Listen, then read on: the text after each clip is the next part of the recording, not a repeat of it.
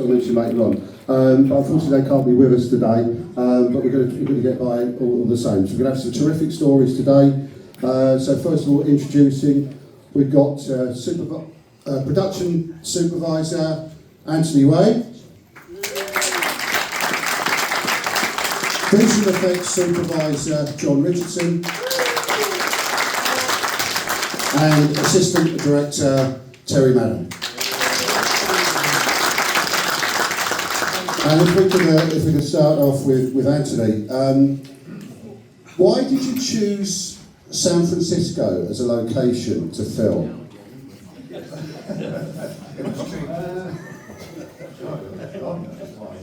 Probably because we could get the use of the fire engine and the streets.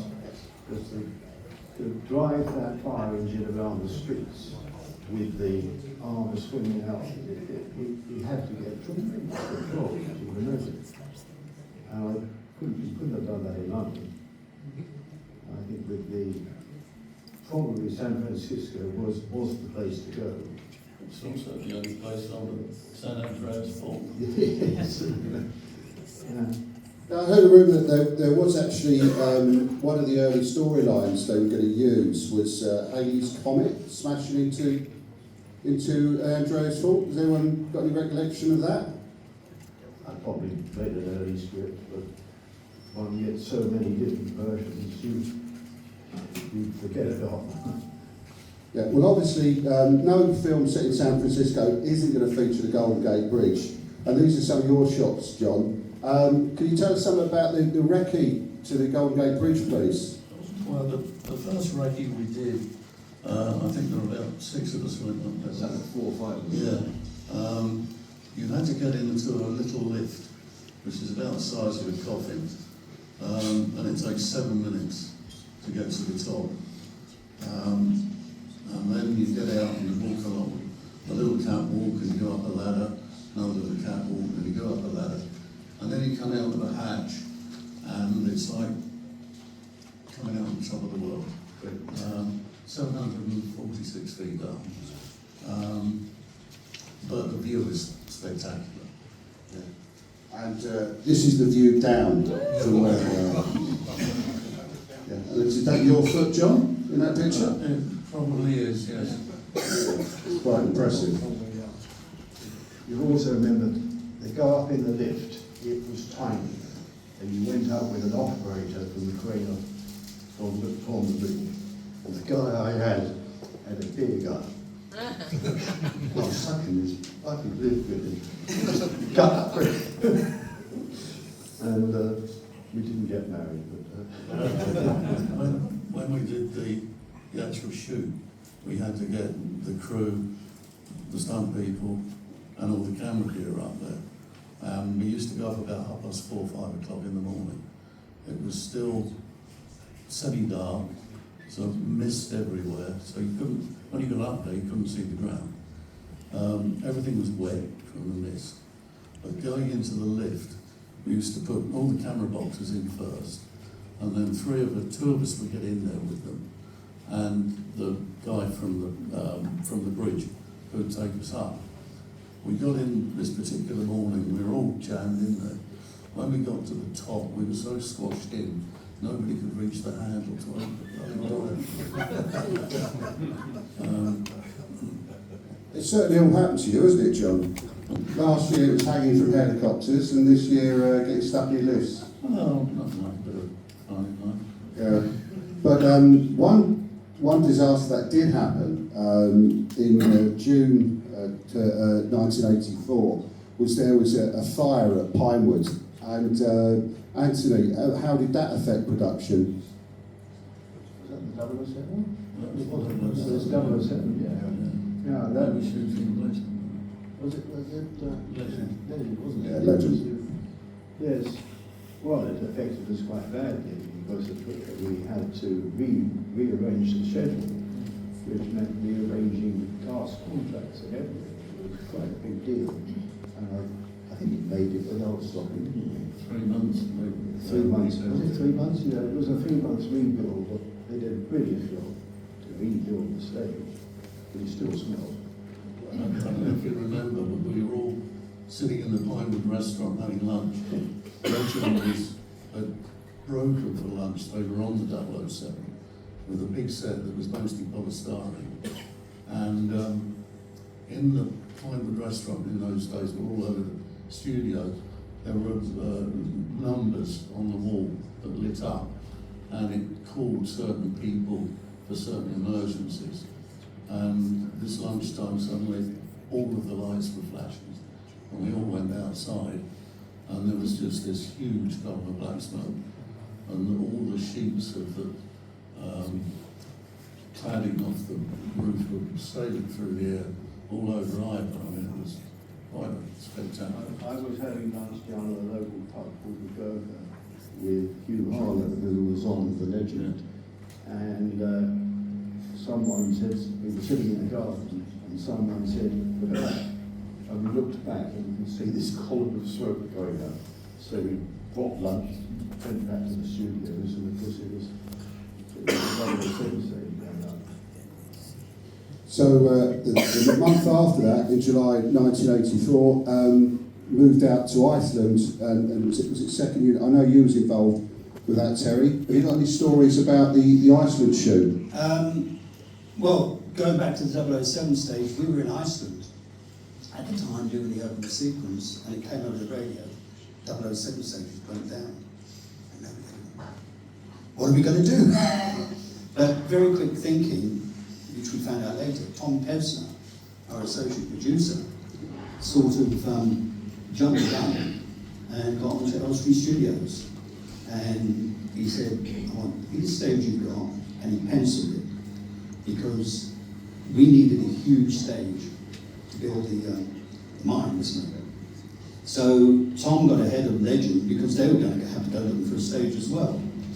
And, you know, very clever, he booked the stage, but we didn't use it, but they built the 007 stage by the time we needed it. And what about the filming in Iceland? Iceland, well, Iceland was fun. We went out there, we had fantastic weather. Everything was perfect. It was done in two sections. I think it was Willie Bogner did the first part, which was the skiing and everything else, and then in Austria, and then we took it over in Iceland. And as I said, the weather was fantastic, everybody was having a great time, until one morning we arrived and it was covered in fog, mist. So you couldn't shoot because it didn't match anything that we'd shot previously, and I think we only had a couple of days left. So every morning we couldn't shoot, so every morning we drove out and it was covered in mist. And we'd sit around all day hoping it was going to clear, it never cleared. Come back the second day, come back the third day. And every morning I'd have to phone Pinewood to say, we can't shoot, it's covered. We came back the fourth day, fifth day, sixth day, seventh day, 8 days, 9, and then all the boys, we had set up this framed tent where we had our catering and all the boys were in there and playing cards, and Kenny Atherfold, our famous script, he used to set up these games with horses chasing. That all went on for 10 days. And I looked outside one day and I saw this, on the 10th day, I saw this tiny patch of blue. And I shouted into the tent, guys, I see some blue. Piss off, Madden. What's going to happen? I said, I see some blue. But every day when we went there, we had to find an iceberg to do the shot, which was a helicopter flying into the iceberg. And we had to find this, because the icebergs turned overnight, you know, they weren't in the same position. So all of a sudden, this blue dip, bigger and bigger and bigger and bigger. I said, that's it guys, we're going to go for it. And we all went down, we got onto our boats, and we went out, and we had 3 helicopters, I think, to start with, but 2 had already crashed during the sequence. And we got a helicopter and put it into position, and I said, this is it now. We had brilliant sunshine, and I said, right, great. And we all saw home, we all wanted to get away because it wasn't fun being an Iceland for that period of time. There was so much you could do. And special effects guys went out, set up the helicopter pilot was there. Special effects man goes by, I say, okay, lift off. And the helicopter goes to lift off, and then all of a sudden, bang, it blew up. We all just stared at it. We sat for 10 days doing a shot, and we just stared at it. And it was, oh God, what am I going to tell Tom? And anyway, we got to the shore, and we got help with the helicopter guy, and he said, no, I've got no more helicopters. Well, we said, we need a helicopter for tomorrow. So you better start figuring something out. So he had to go and get bits and pieces that he had, and he worked all night. And the next morning, he had a helicopter, and we had brilliant sunshine. So Was it that day? it was probably one of those days. I can't tell you if it was that day or not, but we had brilliant sunshine, and everything was perfect. The helicopter took off, and I thought, oh, thank God we're out of here tomorrow. And the helicopter started flying. What it is, it's got to hit the iceberg, and special effects man John used to blow it up. And it flew towards the iceberg, and the skid caught on the iceberg. And I thought, oh Christ, it's going to crash without blowing it up. But all of a sudden, John hit the button, blew up. Hallelujah. We'd got the shot. We moved over to the second shot, which was the wide shot, where in the distance you see it going boom, like that. We got that, and we were out of that location by 11 o'clock. And we had cars on the way back to pack our suitcases. So, yeah. And John, you were involved in that sequence as well. And the boat, wasn't it built by your best man? Or twice best man? Mike Turk. Oh, Mike Turk, yeah, he put the basic boat together, and then we built a frame over the top of it. And then it was dressed with ice. I forget what engine we had inside it, but I think Mike even came up with a drive it. So yeah, that was quite fun. And did you tested it on the Thames, I believe? Well, we would have done because Mike's boat yard was on the Thames. And he did a lot of pictures with us, including Moonrake, of course. That's the swear box. I promise not to mention that film today. Yeah, so it must have been quite a sight for all the people to see. I was standing by the River Thames seeing this go past. Yeah, it looked very funny in the middle of Iceland, to be honest. Yeah. Are there any amusing stories about Mike Turk on the View to a Kill shoot at all? There's always amusing stories about Mike, but none that I can repeat. If you remember the story last year, the mind boggles what none he's prepared to repeat means. Sorry, I was just going to say there was one funny story about Iceland, which you may remember, is we flew up there, I think, in March on a recce, and we flew up to Reykjavik, with a little plane to Keflavik, and we got another little plane down to Hoffen, where we were going to shoot. A little hotel in the back of beyond, and we finally got in there, got our cases in there, and I said to the receptionist, I said, I'm dying for a drink, where's the bar? She said, all the bar is not open. And I looked at her and I said, well, when does it open? She said, in May.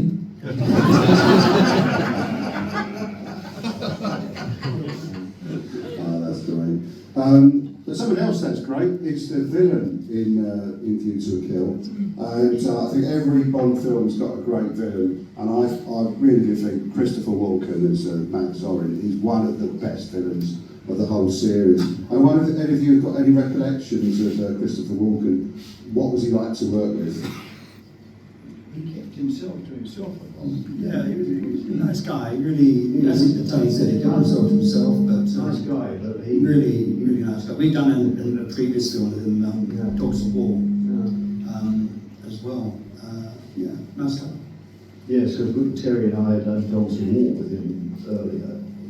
We sort of knew Christopher, but he kept himself to himself.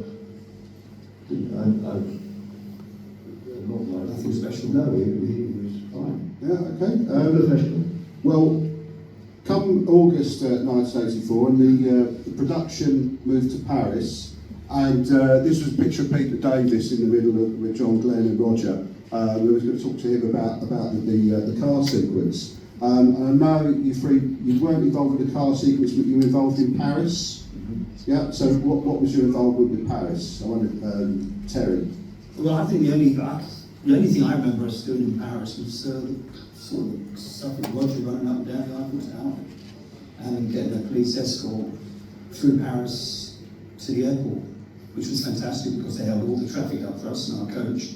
We were in the airport in about 15 minutes. Well, that's what I remember. How was he about running up and down the stairs? It was all right. He didn't like to run. He had a breather in between.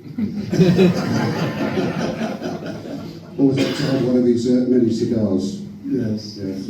Well, when I heard about let the 007 set burning down, I wondered if it was one of Roger's discarded cigars, because he always seemed to be having a cigar. I think he's got one in that picture there. But one of the guests we had was one of the stunt drivers who was involved in this particular sequence, Dominic Julien, who sadly couldn't be here, and he's actually contracted COVID and sent an apology. But going to put this sequence on because it's one of my favourite sequences. It's got one of the great stunts in the entire series. But we're going to just watch this.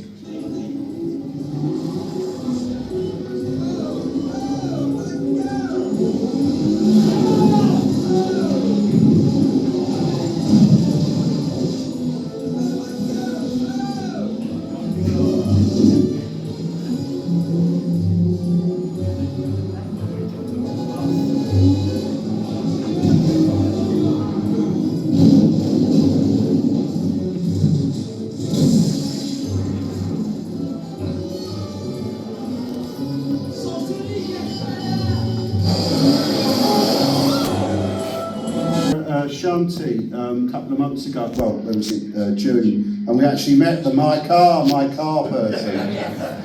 I think that's one of the great lines in A View to a Kill. And we've got a couple later on. But going back to that sequence, to get permission for that took us weeks and weeks and weeks with the French authorities, because they had to close enormous streets, as you can imagine, to do that sort of work. And all our negotiations were going well until one of our team secretly jumped off the Eiffel Tower and that slowed things a bit. It took a little bit of calming down. I was quite interested. The people here last night, we talked about a lot of the Bond films were filmed in locations that you don't normally go to. But this film was filmed in two locations, major tourist centres in the world. I mean, was there a conscious effort to film in major tourist centres, or was it just the way that the sort of plot evolved? I think just the way the plot, the Eiffel Tower, obviously featured very much. So the car chase would have been built around that. And to get the Eiffel Tower was a tremendous sequence to get that done. Fantastic. Now, obviously, the Eiffel Tower was big in View to a Kill, but someone else who was big in View to a Kill was this woman, Grace Jones. Now, I've heard John Glenn said he really enjoyed working with her. He found her really funny. But how did you find working with Grace Jones? Absolute nightmare. When she came out to Paris, Terry and I arranged to meet her, and we sat there for 8 hours. She was that late, and she was absolute nightmare, wasn't she? Yeah. To get her on set was quite an effort. While the property had to really stand by her, get her there. She got her out of bed and got her out of bed in the mornings and into the shower and get into the car and get to the studio. That was her job every morning. Every morning. Well, talking about the bed and Grace Jones, some of you might know what's coming next. Now, Roger was always known as being a practical joker, but I understand Grace Jones was also a practical joker, and was a practical joker on this particular scene. Yeah. Would someone like to tell us what happened, please? Well, Grace went up to Barbara and said, Barbara, we've got this scene coming up, and I just wanted to, try and break the atmosphere. And, I thought I did something in the bed. Maybe I turn around and see Roger, and I got these razor blades in my mouth. Barbara said, no, don't do that. That would freak him out. And she said, okay. So I can't remember how it came about, but they decided that while they're in the bed, Grace Jones, she passed away with Barbara. Barbara said, yeah, that's okay. But they got to the bed together, and all of a sudden, they're doing whatever, and Grace Jones brings up this big vibrator.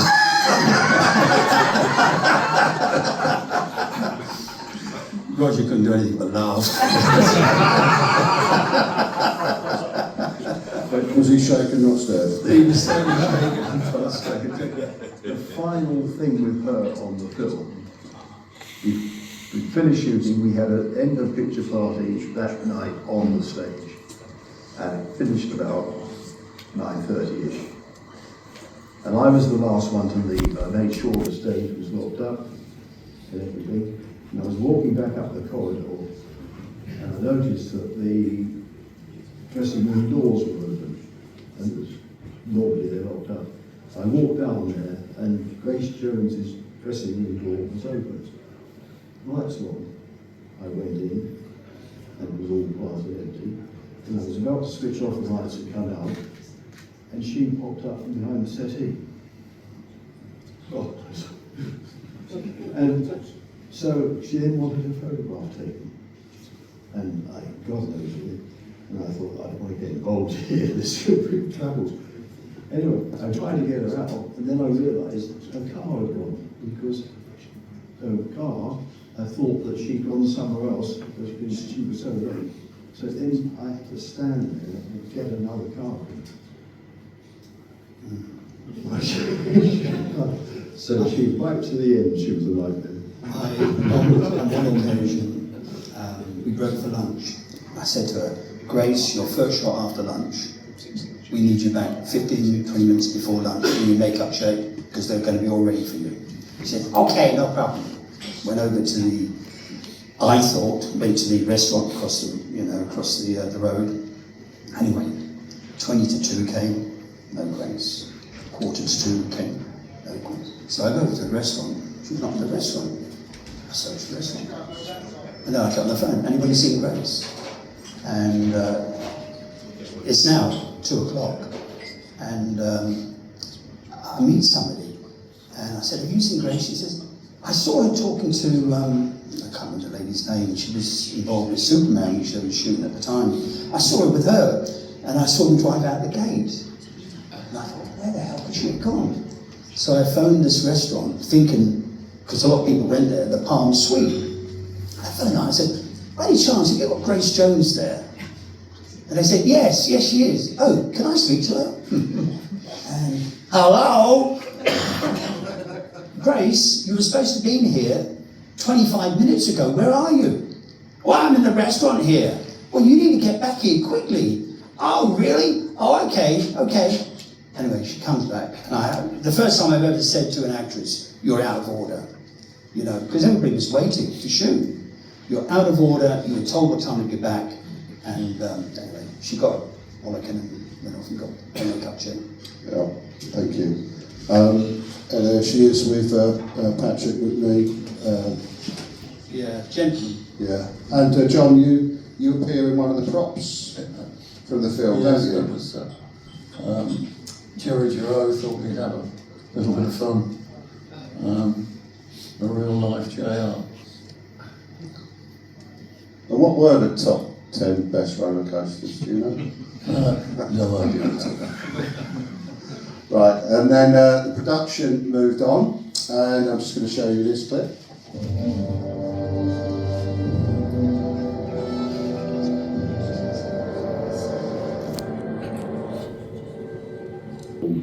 Into a sequence. I'm just wondering that. Now, this shot here.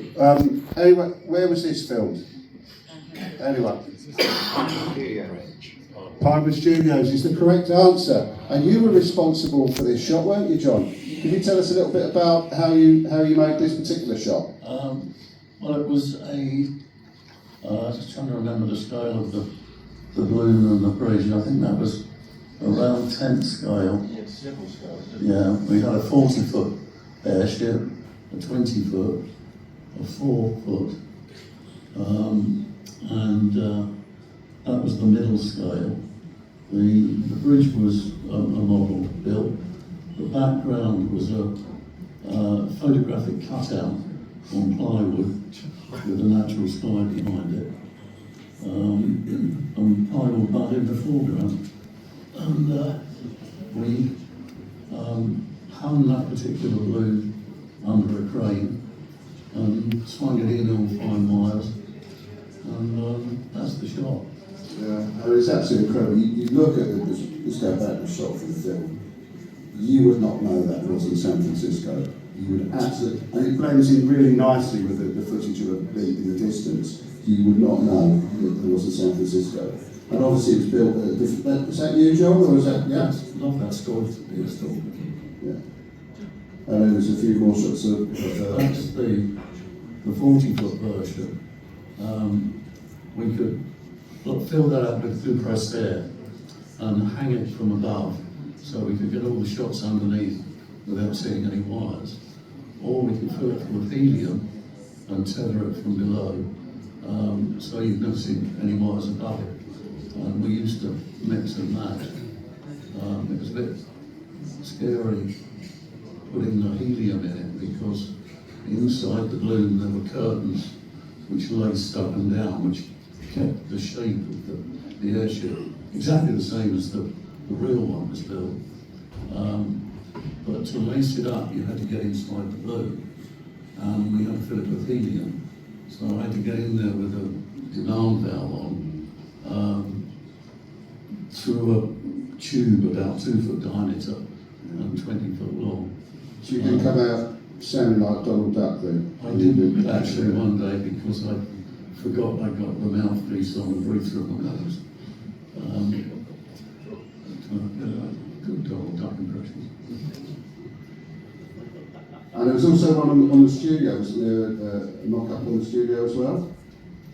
Yeah, that was full-size top of the bridge, and the underbelly of the airship. It was done from a helicopter, from a crane,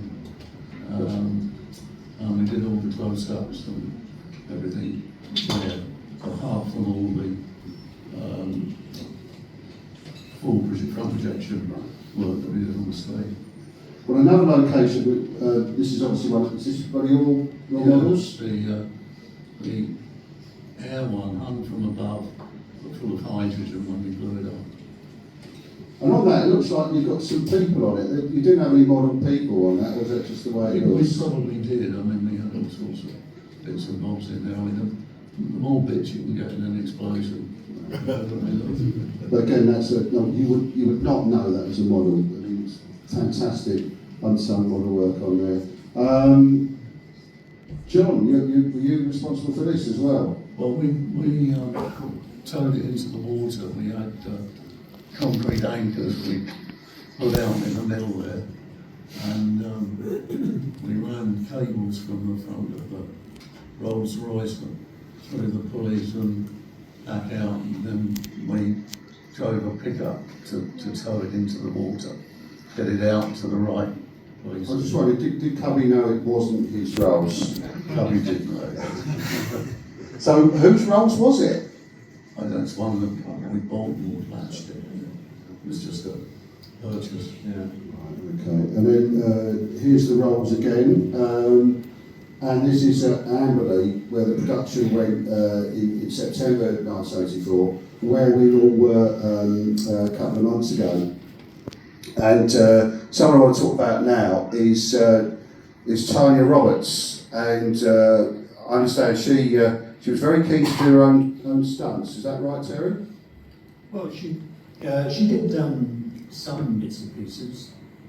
I remember in the lift shaft, climbing up the lift shaft. Can't think where else, but yeah. Oh, there you go. Yeah, she is. Yeah. She wasn't wearing any panties.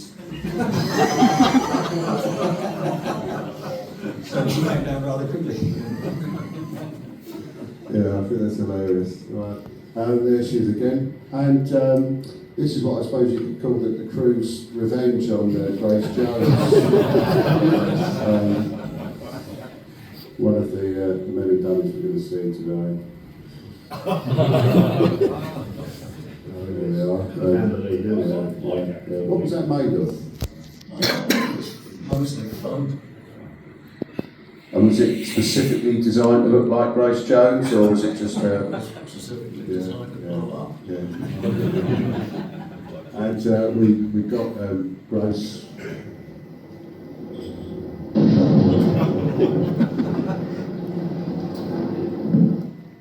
I take it that was in one shot, wasn't it? Yeah. He didn't do it again, just in case he didn't look good. That's it. Specialising one bag only. Okay, there she goes again.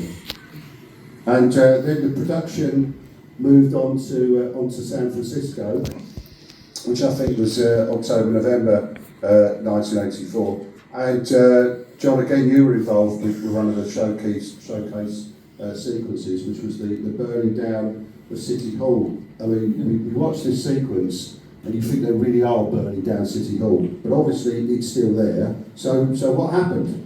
Well, we put, I took John and Flair's made my company out in the States that we put up on the roof. They created the sort of incandescent look. We rigged fire bars all over it and protected the roof with corrugated iron and sand. I think we had to go in, was it Diane Fernberg, the mayor at the time? Yeah. Fine. Fine, yeah. Yeah. Thank you. We had to go into her office because they wanted flames out of the windows, so we dressed flames in some of the windows we had to put fireproof boarding all around, and it was a bit of a drama. Gave us tremendous cooperation. They did. I think the most exciting thing for me was the fire chief there was taking me somewhere to look at a fire engine one day. We jumped a traffic light and we got hit by another car. Nearly ended up in hospital. It's another story. And Stacey Sutton, Tanya Roberts coming down the ladder. Was that Roger? I don't think so. Not in words. No, I understand it was one of the fire workers that got down. Could be. Yeah. And apparently they asked for volunteers, and they all went to volunteering. But yeah, there's genuine fear on her face. Yeah, that's either good acting or fear. I don't know. And then obviously there was the fire truck chase afterwards, and you said, Anthony, earlier that the San Francisco authorities were really, really helpful. Was there anything they sort of asked in return for doing all of that? Not that I remember. I don't think we had a premiere there, did we? Yes, we did. Did we? Yeah, because we had the party afterwards. We'll come to the premiere a little bit later on. But yeah. Yeah, I think we did hold a premiere there. Yeah. Yes. Yeah. No, I don't think so. I mean, they were incredibly cooperative. The meetings we had with them in the early days, right from the beginning, they were very good. So was it an easier experience filming on the streets of San Francisco than it was in Paris, Did you see what I did there? Yeah. Yeah, good. Didn't mention him recently. Yes, it was. Yeah, yes. I think a lot of credit as well, you know, a guy doesn't get mentioned much these days, is Arthur Worcester, who was the second unit director out there, and I've done a lot of films with Arthur. You know, he was an absolutely fantastic guy, really good for the company. Brilliant. And obviously the whole sequence sort of ended up on the Golden Gate Bridge again, and Marty Grace. Was this his last Bond film that he worked on? Yeah, I think it was. Yeah. But what we wanted to ask Peter about was all of this sequence, and we talk about great lines in Bond films. There are two great lines in there. Does anyone know what they are? That's one. What's the other one? Never attack us. Oh, no, not that one. Not that one. You'll see it. All right, okay. So this was quite a little bit to unpick in that. That was another of your dummies, wasn't it, John? Yeah, well, Not Tanya Roberts. I shot all the footage on the Golden Gate Bridge itself, all the plate footage, the dummy falling underneath, and all the helicopter footage and plates. So that kept me fairly busy out there. But the stuff on the bridge was probably the most difficult, because we had to go down about 100 feet down the main cable and set up a VistaVision camera. And you think those cables are really big, but when you're standing out on one, a big truck goes over the bottom, the cable bounces. And we were out there at 5 o'clock in the morning. The top of the cable was really wet. And then you'd set the camera up, and we were shooting VistaVision at the time, and the viewfinder was on the top of the camera. So if the camera was looking straight down, you had to lean right out over the cable to line it up, and I didn't enjoy that very much. But the other thing, we're asking, what is Christopher Walken laughing at? That's Christopher Walken. Yeah. I think, if I remember, he did frequently, and that was his sort of trademark, wasn't it? Yeah. In the film. To give that cynical laugh. And he realised his chances, his end to come then. Yeah. Did you have to have special permission to throw a dummy off the? Yeah. I wonder if anyone actually thought it was someone jumping off. Maybe Scotland. Somebody actually did jump off while we were there. We had to stop filming, which was a bit gruesome. But yeah, I got out on one of the catwalks under the roadway with the kicking dummy. It had a compressed air bottle in it. So the arms and legs kicked as it went down. We set the cameras up on the shore and shot that. And then we took another kicking dummy out and dropped it from a helicopter and photographed that with a long legs. So got it all together. So I bet you're all glad to get home in the end. In January 1985, and the now renamed Albert R. Broccoli 007 stage was opened. You must have been thrilled for that, Anthony. Absolutely. Yes, it was quite a cold day, if I remember. Yeah. And the first thing, what they filmed in the new 007 stage was the mine scene, which you were involved with, John. Yeah. And there you are. Is that on the set, or is it just off the set? That was in another set. Yeah. It was supposed to be underneath the mine. We're hoping you're going to recreate that shot with some of the X-rays, bags over there. Have you seen them on the way in? Yeah. But this is the full size set, isn't That's it? the full size. And then we had a model of the same thing that we flooded Just to see, there's the full size, there's the model. If you look top left, you'll see two actors standing there who were in the model when we filmed it. They were actually standing on a rostrum about 20 feet behind the camera, and that's a little cut-out mirror, like cut and placed just within that frame of the timber there. So not only did you get the model filling, but you could see two actors firing the machine. It's a great shot. And is that the model or the full size one? That's the model, that's the mirror, because we're off there it is there. parallel. And I think that's me reflected back in the I mean, that really is impressive. And so who built the model? construction, Peter Lamont, Michael Lamont, and my guys. I mean, we all work together on a thing like that. Yeah, that's great.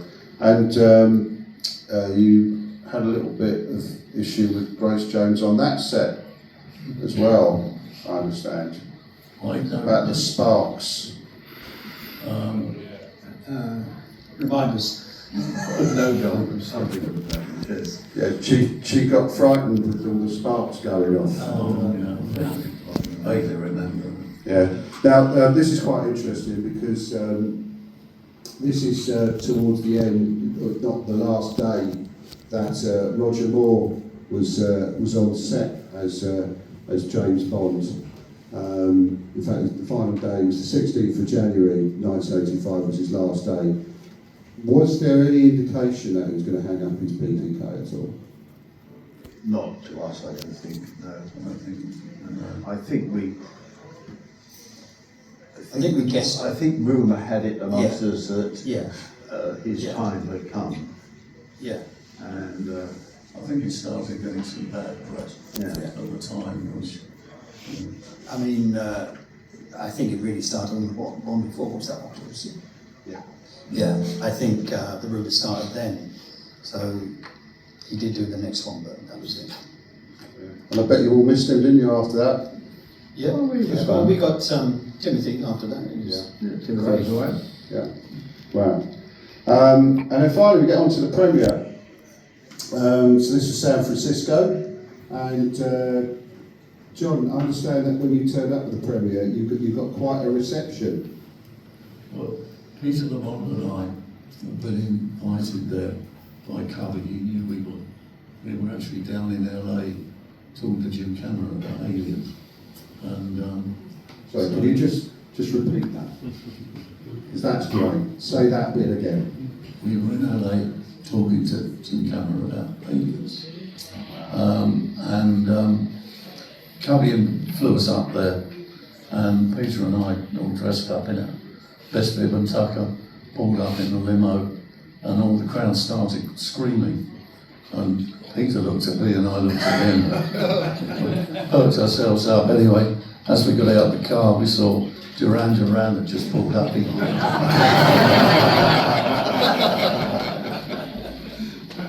For one moment you were bigger than Duran Duran. Well, you know. Yeah. Anyway, thank you very much, gentlemen. I'd like to put it out to the floor. Has anyone got any questions you want to ask? Yes. Oh no. Thank you very much. Mutual Kill is my favourite Bond film. It's kind of a generic question, really, but I would like to know from all three of you what your memories were of the late Cubby Broccoli. The best Producer. Magic. producers or producers. Yeah. He was Nobody will ever touch him. no. He was an incredible man, and he could be extremely tough, and very often was when it came to budget time. But he was also very understanding and he knew all the families. He welcomed families onto the set. We used to remember we used to have meetings in Cubby's office, big round table, and Cubby used to sit at the back and not say very much at all, and everybody else would go around the table, and at the end Cubby would just tap on the table and say, well guys, I'll tell you what we're going to do. We're going to do that. And that was it. Decision. Nobody argued. You got a decision and you moved on. It was The brilliant. buck stopped with him. Yeah, very much so. But he was everybody's friend. You know, you could have lunch with him, talk to him, go to his house. He was just the best. Right, we've got a question over here. Just really a statement that I don't know if A View to a Kill is Roger's best Bond film, but it's I think his best performance as Bond. I think he's absolutely wonderful in it. There's a scene where he's making quiche for Stacy or something, and it's so underplayed and so nice and so calm. I love those type of scenes, and also I love the look of this film. There's an aluminum shine to it like the 60s. It's always bright, it's always sparkling, it's never dark, it's colorful. It's one of those films you turn on, you just watch it. It's just a delightful film, and I think Roger went out very well with A View to a Kill. It's a great score, the great classic people being involved one more time in it, and it's terrific. Yeah. Well said, and no CGI.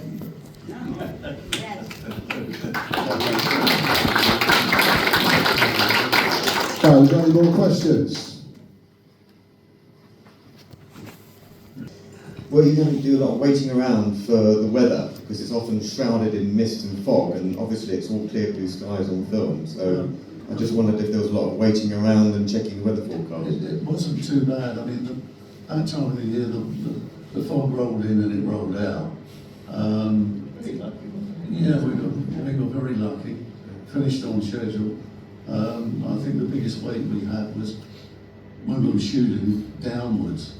I was always waiting for a boat to go through to give it the scale and size, which you'll see in, I think, every plate we used to got a boat going through. Oh, that's lovely. Thank you. Anyone else? Anyone else got any questions? Oh, well then, that was Views to a Kill. And A View to a Kill, real return after a short break. Thank you.